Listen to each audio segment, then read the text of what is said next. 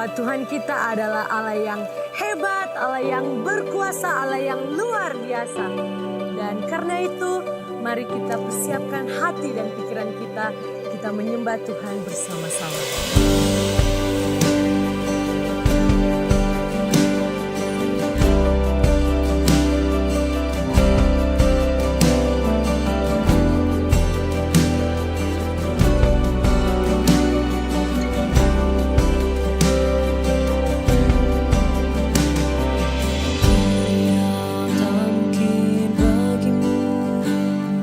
Tiada yang luput dari matamu, Kau Tuhan.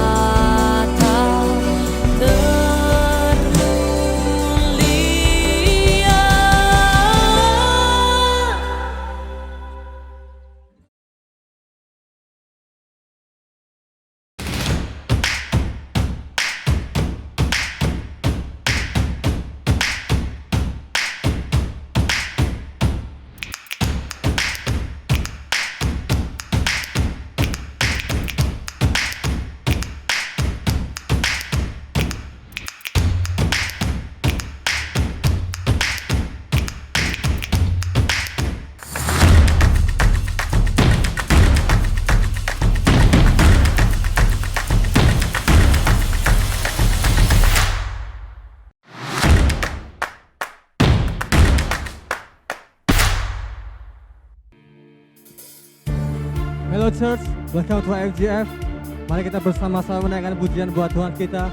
Sebab Dia Bapa dan Raja kita, amin. Haleluya. 1, 2, 3.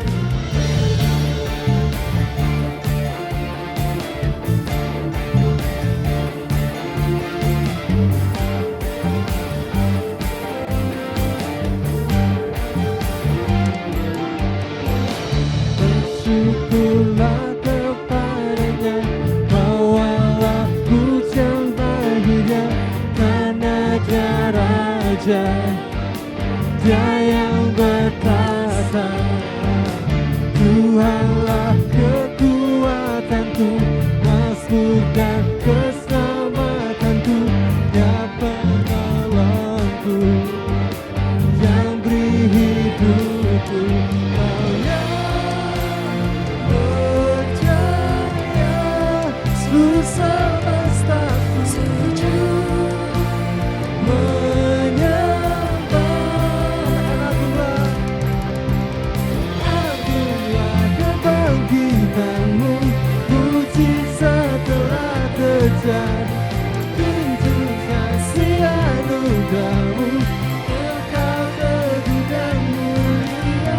Masyurlah perbuatanmu, Kau penyelamat hidupku. Kasih-Mu tiada tara, berkata Kau Tuhan Rajaku.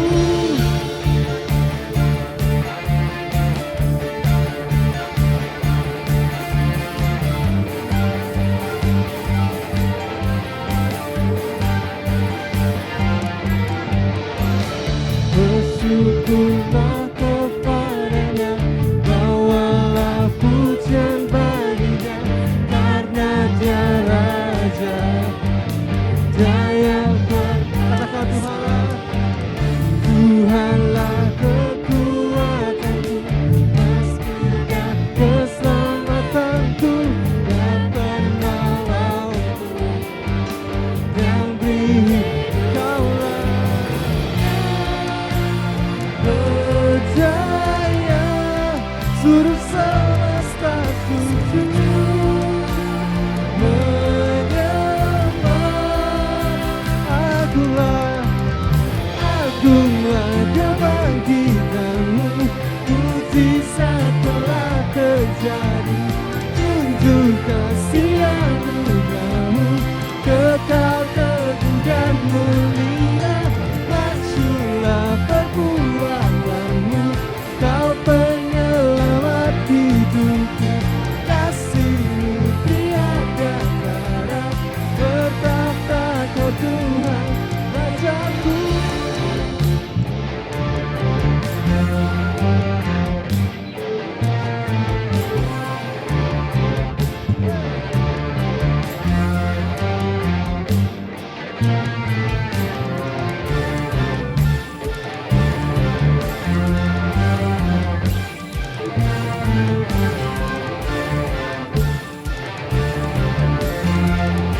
Mari katakan sama-sama, Kaulah, Kau yang berjaya, seluruh semesta sujud menyembah.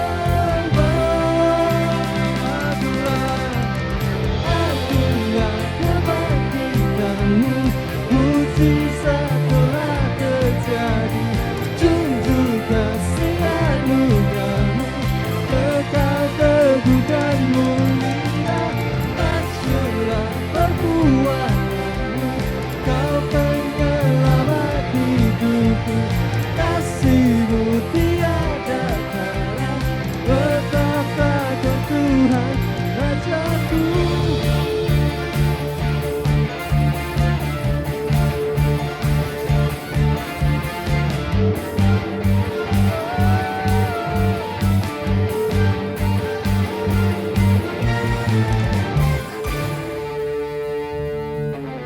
Haleluya. Mari kita sembah Dia. Mari masuk lebih dalam hadirat-Nya. Kita tinggikan Yesus saat ini.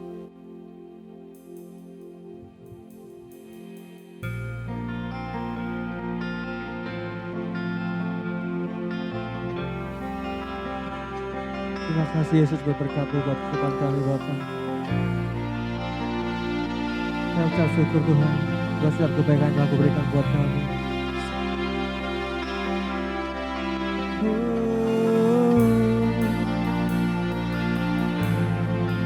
Kami sembah Kau. Mari katakan, Kau hiasi kehidupanku dengan kemurahan-Mu. Kau rancangkan masa depanku penuh dengan harapan.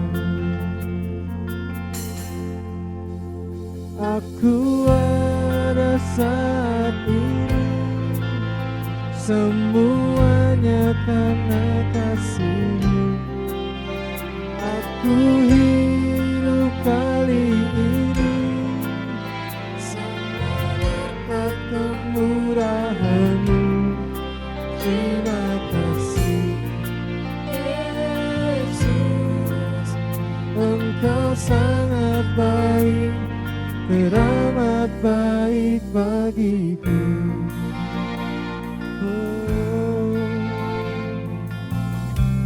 Mari katakan sekali lagi, Kau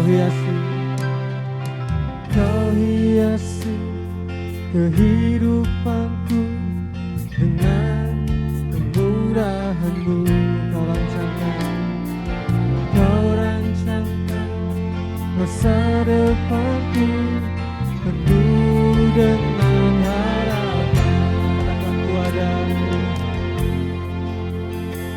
aku ada saat ini semuanya karena kasih-Mu. Aku hidup kali ini semua berkat kemurahan-Mu. Terima kasih Yesus, Engkau sangat baik, teramat baik. Aku ada saat ini semuanya karena kasih-Mu. Katakan kuada, aku hidup kali ini semua berkat kemurahan-Mu. Terima kasih Yesus, Engkau sangat baik, teramat baik bagiku.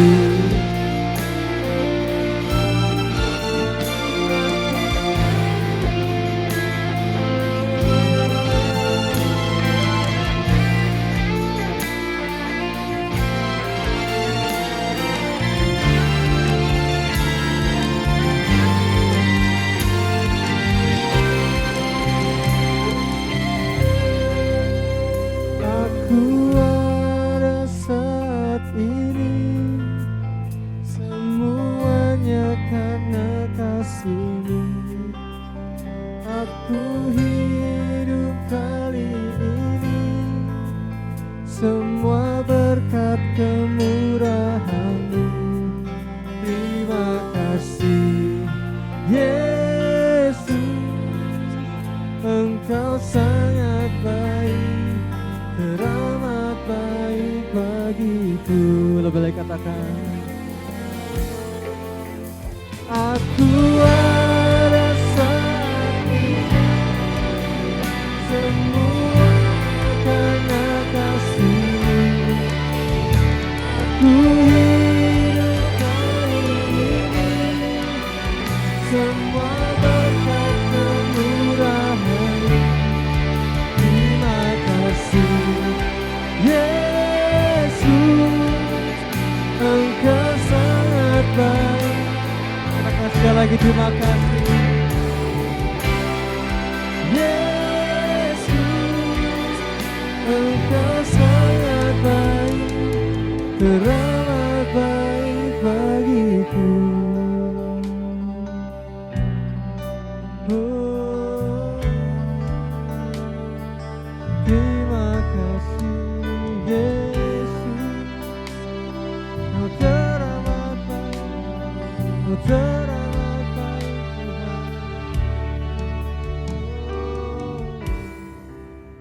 Shalom Bapak Ibu yang dikasihi oleh Tuhan. Senang menjumpai semua saudara di hari-hari ini. Kita masih ada di situasi yang tidak mudah, situasi yang sulit, ada di masa-masa pandemi. Tapi selalu saya mau mengatakan bahwa tidak ada yang terjadi di muka bumi ini. Tidak ada yang terjadi dalam kehidupan saya dan dalam kehidupan saudara tanpa kontrol daripada Tuhan. Apapun musim ini, saya mau mengatakan bahwa mari kita memilih untuk hidup dalam keyakinan bahwa kita ada di tangan Tuhan. Kehidupan yang ada dalam tangan Tuhan adalah kehidupan yang dimana Anda akan melihat pemeliharaan Tuhan, penyertaan Tuhan, penyediaan Tuhan akan selalu dinyatakan kepada saudara semua. Bahkan karena kita percaya Tuhan terlibat bekerja dalam segala sesuatu, maka kita percaya bahwa ada kebaikan demi kebaikan yang Tuhan sedang mau nyatakan bagi kita semuanya. Firman Tuhan mengatakan, serahkanlah segala kekhawatiranmu kepadanya, sebab Ia yang memelihara kamu. 1 Petrus pasal yang ke-5 ayat yang ke-7. Saudara dikasihi oleh Tuhan. Kemudian firman Tuhan juga berkata kepada kita semua di ayat yang sudah sering kita baca, Matius pasal yang ke-6:25. Karena itu aku berkata kepadamu, janganlah khawatir akan hidupmu, akan apa yang hendak kamu makan dan minum. Dan janganlah khawatir pula akan tubuhmu, akan apa yang hendak kamu pakai. Bukankah hidup itu lebih penting daripada makanan, dan tubuh itu lebih penting daripada pakaian? Hari ini kita akan belajar bersama-sama tentang satu topik yang menurut saya menguatkan kita dan akan terus membuat kita menjalani kehidupan di musim yang tidak mudah ini. Jangan khawatir, hidup saya dan hidup saudara ada di tangan Tuhan. Sekali lagi, jangan khawatir, hidup saya, hidup saudara ada di tangan Tuhan. Mari kita berdoa. Tuhan berkati akan pemberitaan firman Tuhan yang sebentar kami akan dengarkan bersama-sama.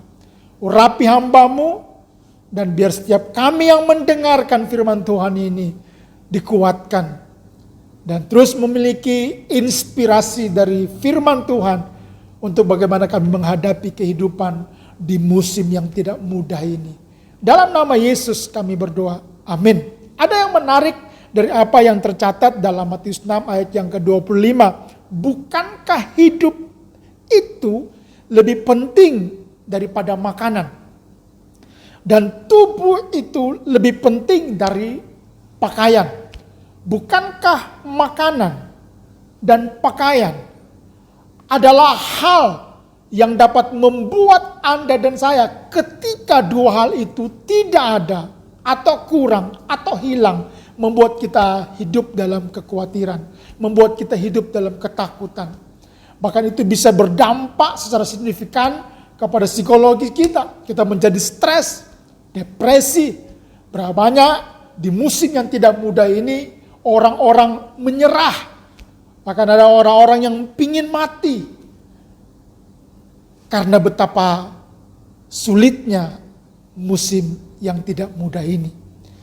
Mengapa kekhawatiran menjadi satu topik yang sering dibahas dalam masa-masa pandemi ini? Makanan dan pakaian mewakili tentang setiap apa yang orang cari. Orang cari uang, orang pingin punya pekerjaan, orang pingin punya usaha supaya dua hal tersebut tercukupi. Makanan dan pakaian. Saya katakan tadi, bagaimana ketika dua hal itu terganggu atau tidak ada? Masa pandemi ini telah mengambil kedua hal tersebut kepada kebanyakan hidup orang. Sehingga orang hidup dalam kekhawatiran. Orang hidup dalam ketakutan. Memandang hari esok yang seakan-akan tidak pasti, menambah kekhawatiran, menambah ketakutan. Apakah kita bisa ada di hari esok? Apakah kita bisa menjalani hari-hari esok dengan baik? Bagaimana dengan anak-anak kita? Bagaimana dengan keluarga kita kalau situasi seperti ini? Saudara, kekhawatiran adalah rasa takut tentang sesuatu yang belum pasti terjadi. Karena kekhawatiran itu adanya di depan. Merasa cemas atau merasa gelisah. Kekhawatiran hadir. Dengarkan baik ini. Pertama kali dalam kehidupan manusia sebagai akibat daripada dosa. Kekhawatiran merupakan dampak dari kejatuhan yang manusia pertama di Taman Eden. Akibat dari kejatuhan tersebut, dosa telah menjalar kepada semua manusia dan menjangkau setiap aspek, ya, natur dan kemampuan manusia, termasuk cara kita berpikir, hati kita, kehendak kita, emosi kita, keberadaan kita, keseluruhan aspek kehidupan telah terdampak, ya, oleh karena kekhawatiran yang diakibatkan oleh adanya dosa di muka bumi ini. Bayangkan ketika hal tersebut terjadi kepada saudara, maka seluruh aspek kehidupanmu akan terpengaruh. Bahkan saya pernah berkata bahwa ketika satu orang di rumah khawatir dan takut, bisa menjalar, bisa menjangkiti seisi rumah. Ya, tapi menurut saya, ketika ada satu orang di rumah yang dengan penuh keyakinan hidup percaya penuh kepada pemeliharaan Tuhan, hidup dalam kebenaran, juga bisa mempengaruhi seisi rumah kita semuanya. Pertanyaannya, apakah engkau hari ini sedang dalam ketakutan dan kekhawatiran? Ketika Anda dalam keberadaan seperti itu, maka itu akan mempengaruhi seluruh aspek kehidupanmu. Sebagaimana dosa bersifat universal, maka kekhawatiran juga bersifat universal. Artinya tidak ada seorang pun manusia yang tidak dapat mengalami, siapa saja bisa mengalami kekhawatiran, termasuk saya. Ya, termasuk saya. Saudara, setiap orang pernah merasa khawatir tentang sesuatu hal. Manusia selalu diserang oleh kekhawatiran dan tekanan-tekanan kehidupan yang justru dapat memperburuk keadaan daripada manusia tersebut. Jadi kekhawatiran, ketakutan justru memperburuk, ya, situasi daripada kita. Banyak orang yang khawatir menderita kesulitan-kesulitan secara jasmani justru. Ya, tidak bisa tidur, gelisah, sakit kepala, sulit bernafas, keringat berlebihan, ya, sakit lambung, ya, dan berbagai macam penyakit yang justru diakibatkan oleh karena kekhawatiran tersebut. Ketidakmampuan kita untuk melepaskan diri dari kekhawatiran dapat membawa kita kepada keadaan yang justru jauh lebih sulit. Stres, depresi, bahkan gangguan-gangguan mental lainnya. Dua ayat yang kita baca tadi sangat menarik karena ketika Petrus mengatakan serahkanlah kekhawatiranmu kepada Allah, sebab Dia yang memeliharamu. Kemudian ketika Anda baca di Matius ketika Yesus khotbah di bukit, Dia berkata, janganlah kamu khawatir, ya, tentang apapun juga yang kamu mau makan, yang kamu mau minum, yang kamu mau pakai. Saudara dikasihi oleh Tuhan, karena firman Tuhan berkata, hidup itu lebih penting daripada makanan, minuman, dan tubuh itu lebih penting daripada pakaian. Catat baik-baik ini. Sehingga saya mengatakan ini yang ketiga kali dalam firman Tuhan hari ini. Ya, bukankah hidup itu lebih penting? Tubuh itu lebih penting. Jadi keberadaan hidup dan keberadaan tubuhmu jauh lebih penting daripada apa yang dinamakan makanan, minuman, pakaian. Nah, pertanyaan saya begini, saya mencoba untuk menyelami ini dan mencoba mengatakan ini kepada saudara. Kalau kita masih hidup hari ini, masih bisa beraktivitas sesakit-sakitnya saudara, selemah-lemahnya saudara, tapi ketika Anda masih hidup hari ini, dapat melakukan aktivitas sekecil mungkin. Selama itu masih ada, Yesus mau berkata begini, itu lebih penting. Karena makanan, minuman, pakaian, kalau nanti kita baca keseluruhan dari khotbah Yesus di bukit tentang hal kekhawatiran, maka Anda akan tahu bahwa hidup yang ada dalam tangan Tuhan, Anda nggak perlu khawatir. Karena makanan, minuman, pakaian, Bapa di surga yang akan menyediakannya. Justru Yesus konsentrasi kepada hidupmu itu. Nah, saya berdoa hari ini kita bisa mendapatkan sesuatu yang akan menolong kita semuanya. Supaya kita ini jangan hidup dikuasai oleh kekhawatiran. Merasa khawatir itu manusiawi. Ya, merasa takut itu manusiawi dan siapa saja bisa mengalami itu. Tapi tinggal dan dikuasai oleh kekhawatiran dan ketakutan gak boleh ada dalam kehidupan orang-orang percaya. Walaupun musim kehidupanmu terasa jauh lebih sulit, bahkan semakin sulit. Ya, ada beberapa hal mengenai bentuk-bentuk dari kekhawatiran. Kenapa orang khawatir? Saudara dikasih oleh Tuhan. Ya, orang bisa khawatir ya karena dia berbuat dosa. Karena akibat dari dosa ada konsekuensi yang harus dia tanggung. Khawatir orang mencuri, orang membunuh, orang merampok, orang melakukan kesalahan. Ya, khawatir ketika kesalahannya diketahui oleh orang, diketahui oleh pihak berwajib, maka ada konsekuensi yang harus dia tanggung.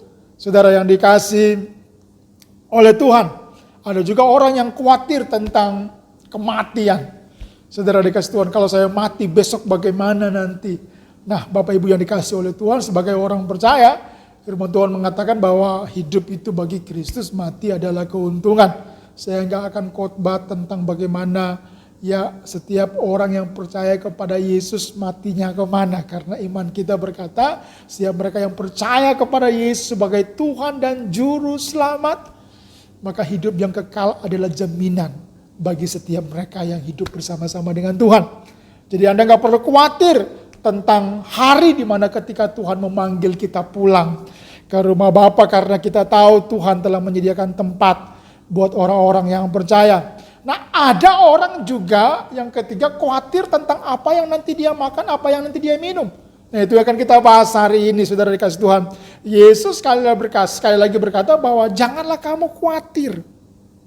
Janganlah kamu khawatir. Petrus berkata, serahkanlah kekhawatiranmu.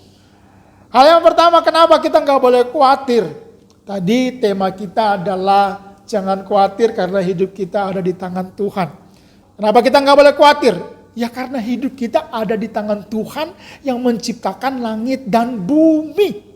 Ketika Anda memperhatikan bumi yang dimana tempat kita tinggal, dan kemudian Anda mulai memperhatikan alam semesta yang begitu besar ini. Kalau Anda suka belajar tentang alam semesta, Anda akan tahu bahwa planet kita, bumi ini ada di galaksi Bima Sakti. Yang dalam galaksi Bima Sakti ini ada jutaan, bahkan mungkin miliaran ya planet, bintang-bintang yang seperti bumi, bahkan lebih besar dari bumi. Nah, Anda bayangkan bahwa di alam semesta ini bukan cuma satu galaksi Bima Sakti. Tapi mungkin ada jutaan, ya kalau saya nggak salah ada 2 miliar ya galaksi ya yang ada di alam semesta yang sedemikian besar, tak terhingga, yang mungkin tak bisa dibayangkan oleh saya dan saudara. Dengarkan. Iman kita berkata bahwa alam semesta ini diciptakan oleh Tuhan kita. Dan dia berkata, ya janganlah kamu khawatir. Yang mengatakan itu adalah Tuhan yang menciptakan saya dan saudara. Adalah Tuhan yang menciptakan seisi muka bumi ini. Yang hanya dengan berkata, jadilah, maka jadi apa yang dia katakan. Yang menciptakan alam semesta yang sedemikian besar ini. Wow.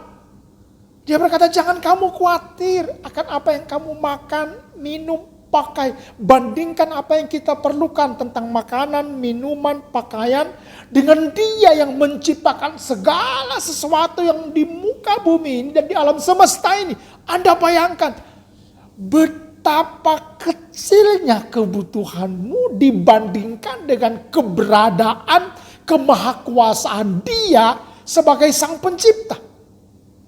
Sekali lagi, Dia yang mengatakan ini adalah Tuhan yang menciptakan langit dan bumi dan segala isinya dan alam semesta ini. Berkata sekali lagi kepada kita semua, jangan khawatir. Matius pasal yang ke-6 ayat yang ke-26. Firman Tuhan berkata begini, pandanglah burung-burung di langit yang tidak menabur dan tidak menuai dan tidak mengumpulkan bekal dalam lumbung. Namun diberi makan oleh Bapamu yang di surga. Bukankah kamu jauh melebihi burung-burung itu? Ingat, tadi saya katakan di ayat yang ke-25, Yesus berkata hidup dan tubuh ya jauh lebih penting daripada makanan, minuman, pakaian. Kemudian ayat yang ke-26, Yesus bilang pandanglah burung-burung, enggak menabur. Saudara dikasih Tuhan, tidak menuai, tidak mengumpulkan bekal dalam lumbung. Jadi dia enggak punya persediaan, tapi diberi makan oleh Bapamu di surga. Ya, berbicara tentang apakah itu? Berbicara tentang pemeliharaan. Bahkan firman Tuhan berkata begini. Ya, ayat 28, dan mengapa kamu khawatir akan pakaian? Perhatikanlah bunga bakung di ladang yang tumbuh tanpa bekerja, tanpa memintal. Namun aku berkata kepadamu, Salomo dalam segala kemegahannya pun tidak berpakaian seindah salah satu dari bunga tersebut. Keindahan pakaian ya dari Salomo tidaklah lebih indah daripada bunga yang ada di padang. Yang itu ditumbuhkan oleh Tuhan. Ya, yang itu ada menjadi indah karena keajaiban daripada Sang Pencipta. Saya merenung dan kemudian mulai memutuskan ini dalam kehidupan saya bahwa kenapa kita nggak boleh khawatir karena hidup kita ada di tangan Sang Pencipta keajaiban, Sang Pencipta keindahan, Sang Pencipta ya yang memelihara kita dengan kemahakuasaannya, yang tidak bisa kita capai oleh kekuatan sendiri. Tadi firman Tuhan berkata bahwa seindah-indahnya pakaian Salomo tidak lebih indah daripada bunga di padang yang karena keajaiban kuasa Tuhan menjadi indah. Bapak Ibu dikasih oleh Tuhan. Pertanyaan kita adalah, kalau kita ada di tangan Tuhan, kalau kita ada di tangan Sang Pencipta, kenapa kita harus mengalami musim yang tidak mudah? Kenapa Tuhan harus mengizinkan ya orang-orang yang mungkin menjadi tempat sandaran kita, andalan kita diambil oleh Tuhan? Kenapa kita harus ada di musim yang dimana pekerjaan kita terganggu, usaha kita terganggu, kita harus mati-matian ya berusaha bekerja. Poin pertama ini mengajarkan kita bahwa kalau Anda terkonsentrasi untuk mencari ya untuk memenuhi kebutuhan makanan, minuman dan pakaian, maka Anda akan melupakan Tuhan. Tapi kalau Anda konsentrasi kepada Sang Pencipta yang memberikan kehidupan kepada kita, maka Sang Pencipta, Tuhan kita Yesus Kristus, justru akan bekerja dalam segala musim kehidupan untuk membuat engkau melihat kebutuhan makanan, kebutuhan minuman, kebutuhan pakaian, kebutuhan tempat tinggal akan disediakan oleh Tuhan. Dalam hal ini saya mau berkata bahwa ketika Anda menempatkan hidupmu di tangan Tuhan, maka harusnya, sekali lagi, maka harusnya keyakinan akan pemeliharaan Tuhan yang hidupmu di tangan Tuhan akan membuat engkau mampu menghadapi situasi di mana Anda mungkin sedang kekurangan. Anda mungkin sedang dalam keadaan butuh dan kebutuhanmu belum terpenuhi. Hari ini hanya dalam tangan Tuhanlah maka engkau akan dapat melalui musim-musim kehidupan apapun. Hanya di tangan Tuhanlah engkau akan melihat perkara-perkara besar akan terjadi dalam kehidupan saudara. Beberapa tahun yang lalu saya pernah ikut sebuah seminar tentang praise and worship. Ada satu pembicara yang menyanyikan lagu ini. Kalau saya nggak salah David Swan dari Malaysia. Ya, lagu yang mungkin pernah Anda dengar. Ku di tanganmu, ku di hatimu, di pikiranmu, di rencanamu. Tak pernah ku sendiri, ku di tanganmu, ku di hatimu, di pikiranmu, di rencanamu. Tak pernah ditinggalkan. Wow. Mengingatkan kita bahwa kehidupan yang ada dalam tangan Tuhan, ada dalam rencana Tuhan, ya akan menjadi kehidupan yang indah. Saya mengulangi ini. Salomo yang bajunya indah tak lebih indah daripada bunga di padang. Sebenarnya menurut saya Yesus mau berkata begini. Hidupmu yang ada dalam tangan Tuhan akan menjadi sebuah keindahan. Karena Tuhan terlalu cakap untuk mengatur kehidupanmu yang tampak hari ini mungkin buruk. Yang tampak hari ini mungkin sangat-sangat ada di dalam hari-hari yang tidak mudah. Ya, hancur kelihatannya, usaha porak-poranda, berdampak gara-gara pandemi. Tapi ketika itu ada di tangan Tuhan Sang Pencipta, percayakan engkau bahwa itu akan menjadi sebuah keindahan di hari esok. Jadi hal yang pertama, percayalah saudara. Kenapa Anda nggak boleh khawatir? Ya karena hidupmu ada di tangan Tuhan.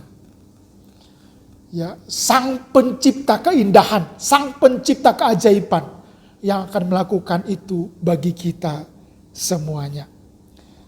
Wow, luar biasa sekali Bapak Ibu yang dikasihi oleh Tuhan. Sebagai anak-anaknya kita perlu mengetahui bahwa merupakan kesenangan bagi Bapa untuk memenuhi segala kebutuhan kita. Amin, saudara. Karena firman Tuhan berkata dalam ayat yang ke-32b, Matius 6. Akan tetapi Bapamu yang di surga tahu bahwa kamu memerlukan semuanya itu. Apa semuanya itu? Ya makanan, minuman, pakaian. Semua kebutuhan saudara, Bapa di surga tahu. Makanya izinkan saya mengatakan ini, Yesus lebih konsentrasi kepada hidupmu ada di tangan siapa. Ya, hidupmu itu ada di tangan siapa? Kalau ada di tangan Tuhan, yang dimana hidupmu, keluargamu, pekerjaanmu, usahamu, hari esokmu, engkau serahkan kepada Tuhan, maka apa yang di tangan Tuhan akan menjadi indah, walaupun mungkin tampak ada di proses yang sulit. Sekali lagi, apa yang ada di tangan Tuhan akan menjadi indah, walaupun mungkin hari ini prosesnya sulit. Saudara dikasih oleh Tuhan. Yang kedua, kenapa kita nggak boleh khawatir? Kekhawatiran tidak pernah menyelesaikan masalah demi masalah. Alias kalau Anda khawatir tidak akan pernah menambah apa yang baik dalam kehidupan saudara. Ya, dalam ayat yang ke-27, firman Tuhan berkata dalam Matius pasal yang ke-6, siapa di antara kamu yang karena kekhawatirannya dapat menambah sehasta saja dalam jalan hidupnya? Siapa di antara kamu yang karena kekhawatiran dapat menambah sehasta saja dalam perjalanan hidupnya? Ya. Ketika saya merenung ini, saya mendapatkan kesimpulan ini. Saya pribadi mendapatkan kesimpulan ini. Ketika Anda dikuasai oleh ketakutan dan kekhawatiran, maka Anda sedang memegang hidupmu sendiri. Saya ulangi, ini penting. Ketika Anda membiarkan kekhawatiran dan ketakutan menguasai kehidupanmu, maka sebenarnya Anda sedang memegang hidupmu sendiri. Anda seakan-akan sedang mengontrol kehidupanmu sendiri, sedang mengendalikan kehidupanmu sendiri. Dan firman Tuhan berkata bahwa ketika Anda mengontrol, mengendalikan hidupmu sendiri oleh karena membiarkan diri dikuasai oleh ketakutan dan kekhawatiran, maka Alkitab berkata itu nggak akan menambah apa-apa dalam kehidupan. Tapi bayangkan ketika hidupmu ada di tangan Tuhan, bahkan Petrus mengatakan serahkanlah kekhawatiranmu kepada Tuhan karena Ia yang memelihara kamu. Ketika apa yang diserahkan kepada tangan Tuhan, maka itu akan menjadi indah. Itu akan menjadi baik pada akhirnya. Itu akan menjadi keajaiban pada akhirnya. Jadi sekali lagi, kenapa kita nggak boleh khawatir? Karena kekhawatiran tidak menyelesaikan masalah. Tuhan Yesus ingin menegaskan bahwa kekhawatiran tidak berguna. Bagi kita artinya, kalau kekhawatiran tidak menyelesaikan masalah dan tidak berarti apa-apa, maka dengarkan baik-baik. Jangan tinggal dalam kekhawatiran.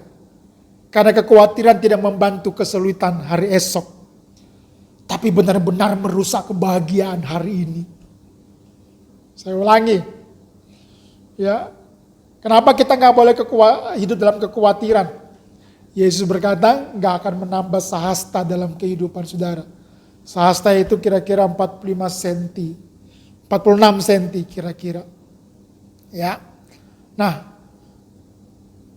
karena kekhawatiran tidak membantu kesulitan hari esok, tapi benar-benar merusak kebahagiaan hari ini. Karena ketika hari ini Anda khawatir tentang apa yang di depanmu, di hari esokmu, maka kita mulai terganggu, mulai stres.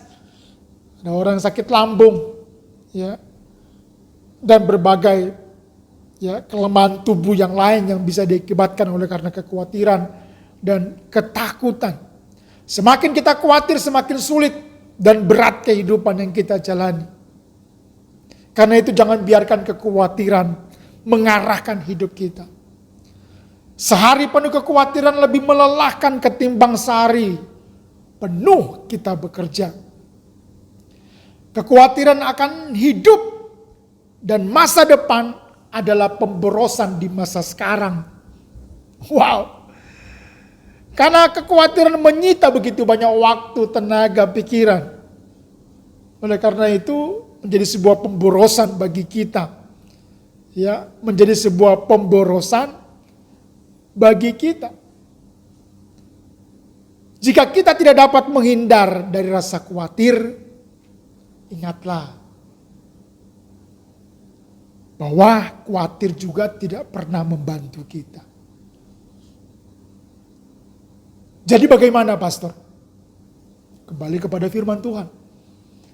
Yesus berkata, ya jangan khawatir. Bagaimana caranya jangan khawatir? Firman Tuhan mengatakan, serahkanlah kekhawatiranmu. Karena Ia yang memelihara kamu. Saudara, bagaimana supaya kita tidak khawatir? Bagaimana supaya kita tidak khawatir? Filipi 4:6, Tuhan mengajarkan kita agar kita menyerahkan segala keinginan kita kepadanya. Menyerahkan. Makanan, minuman, pakaian, kebutuhan kita, keperluan kita adalah hal yang menjadi keinginan kehidupan yang harus terpenuhi.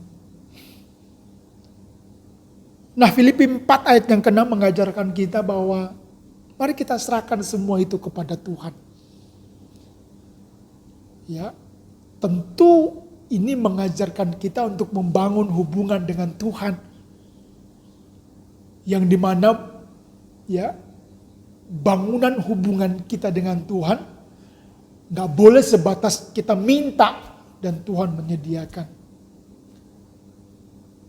Tapi hubungan yang terbangun adalah hubungan pengenalan pribadi akan Tuhan kita. Hubungan yang terbangun adalah hubungan intim dengan Tuhan.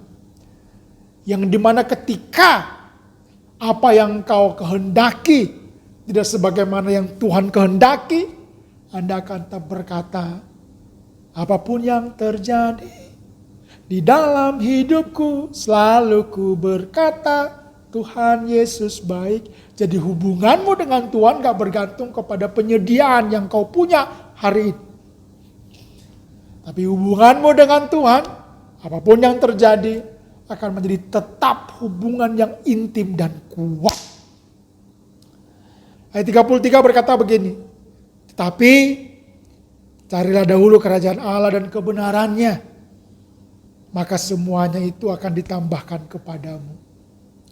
Banyak orang hanya mencari Tuhan supaya apa yang ditambahkan itu tersedia. Padahal menurut saya bukan itu poinnya.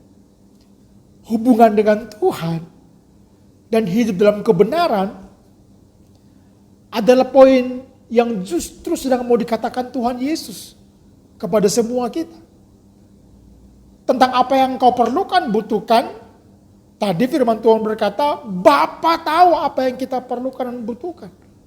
Dia akan menyediakan segala sesuatu menurut kekayaan dan kemuliaannya. Itu pasti. Nah, supaya Anda tidak terjebak dalam kehidupan yang khawatir dan takut, saya berkata tadi, percaya dan serahkan hidupmu kepada Tuhan. Dan yang terakhir, carilah ya kerajaan Allah dan kebenarannya. Maka semuanya akan ditambahkan.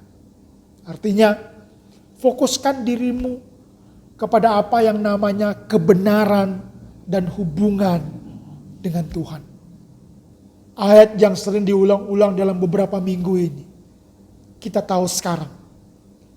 Ya, Allah turut bekerja dalam segala sesuatu. Untuk mendatangkan kebaikan. Untuk mendatangkan kebaikan. Untuk mendatangkan kebaikan. Tahunya kapan? Sekarang. Bahwa Tuhan sedang bekerja dalam hidup saudara semuanya. Walau mungkin musim ini tampak sulit, tampak hancur-hancuran, percaya. Di musim ini Tuhan sedang bekerja untuk mendatangkan kebaikan dalam kehidupan saudara semuanya.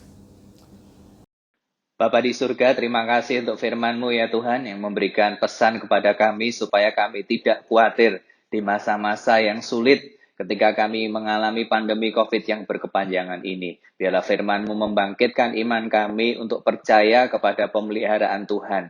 Engkau menyediakan segala yang kami perlukan Tuhan. Makanan, minuman, apapun yang menjadi kebutuhan dari seluruh umat-Mu Tuhan. Kami serahkan setiap kehidupan kami, masa depan kami di dalam tangan Tuhan. Engkau yang pegang kendali atas setiap kehidupan kami. Tuhan, terima kasih Engkau memberkati Pastor Daniel Kapanto yang telah melayani, membagikan firman-Mu. Engkau memberkati keluarga dan pelayanannya dan semakin dipakai Tuhan dengan luar biasa. Terima kasih Tuhan, dalam nama Tuhan Yesus kami berdoa. Amin.